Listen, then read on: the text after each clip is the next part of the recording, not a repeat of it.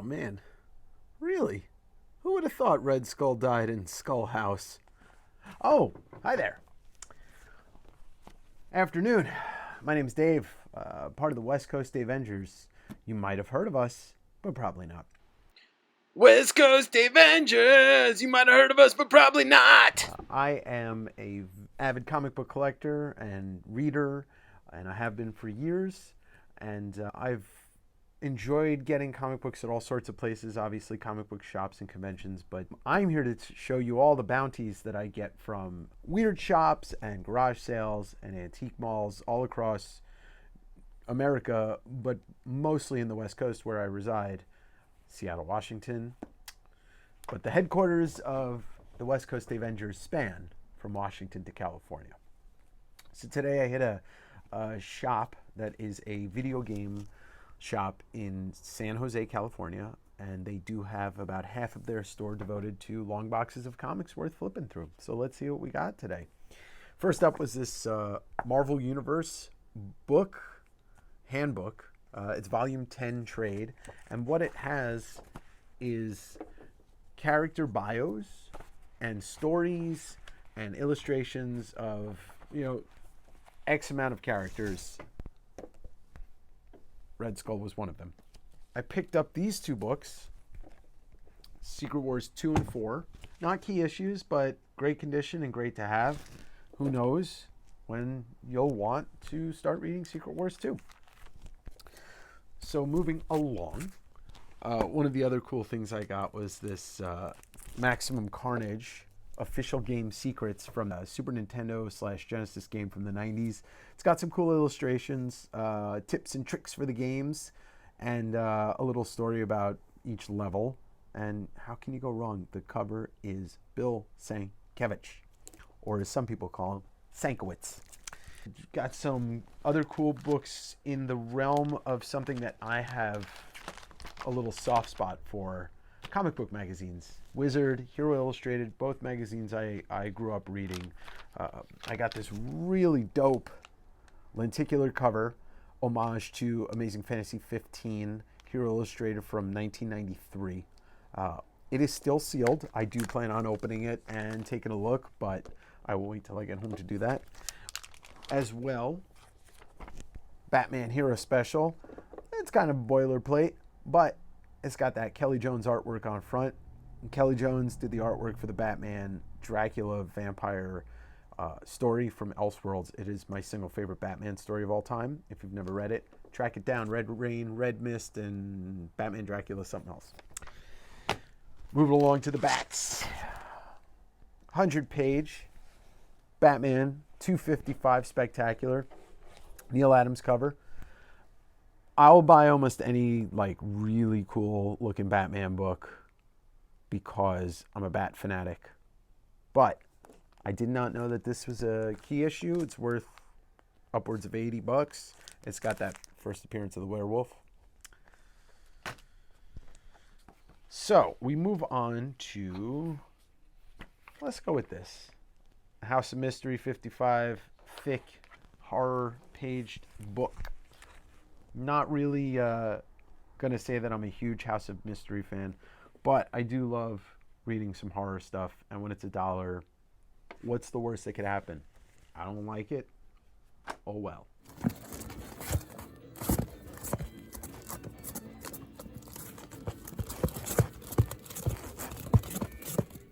X-Men number 7.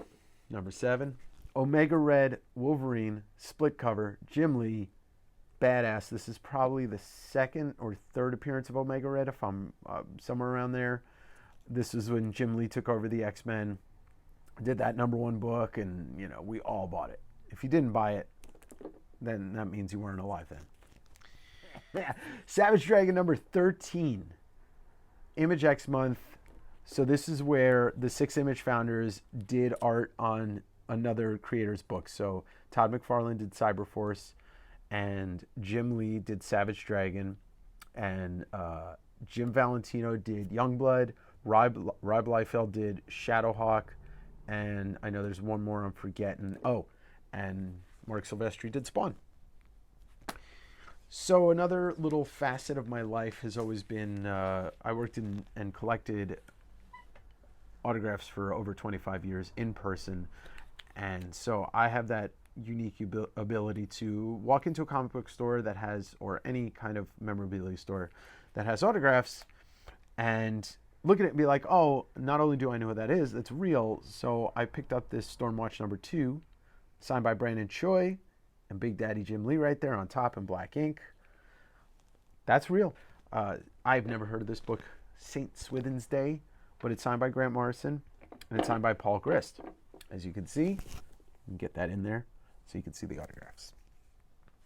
You don't see too many Grant Morrison autographs in the wild. Moving on to a little modern books before we close out. Scarlet Witch #1. I love this cover. I have not read this series, but you know, just like any comic collector, you see a cover that you really like, you take a chance on it, maybe it's a good book. In the 90s, that was not always the case, but I'm hoping this more modern stuff. So I have a saying.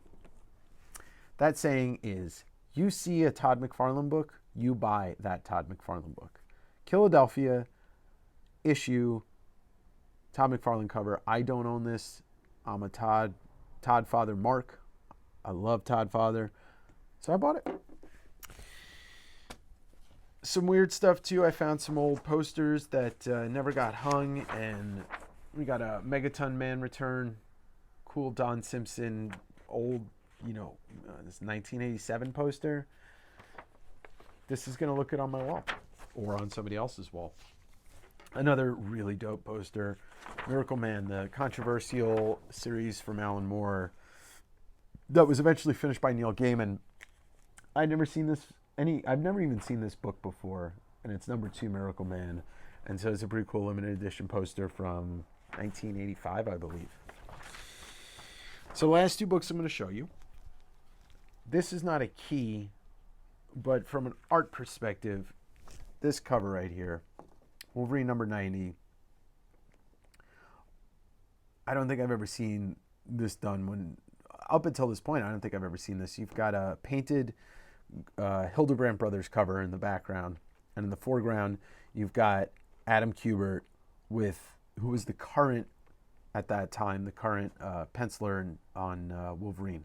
So it's two huge pieces of art layered on top of each other. And as well, check out the way that this book reads. Some people might find it annoying, but there's several 3-page centerfold splashes, and the front, I don't want to ruin this, but look at that. That is a full 4-page splash. It's insane. They don't do stuff like that anymore. Marvel's not taking chances with Jack. Finally, we got Hellblazer #27. A one-shot story by the master Neil Gaiman and his partner in crime, Dave McKean. The whole book is illustrated by McKean, so it's not just the cover, it's the whole thing. It's a great story. If you're a fan of Hellblazer, you're going to like it. If you're a fan of Neil Gaiman and Dave McKean, you're going to fucking love it. This book in mint condition, I think, is about a $50 book. This is a little beat, but it's a second one for my collection. Eventually I'll get one that I'm really happy with and get rid of the rest. So there you go. That was my haul from San Jose today. I look forward to doing this on a regular basis, as I always do, but sharing it with you guys. I hope you enjoyed this video. Smash that bell, follow, like, subscribe. This is a comic Yeah, book. David. Secret Wars 2 #4. It's a secret.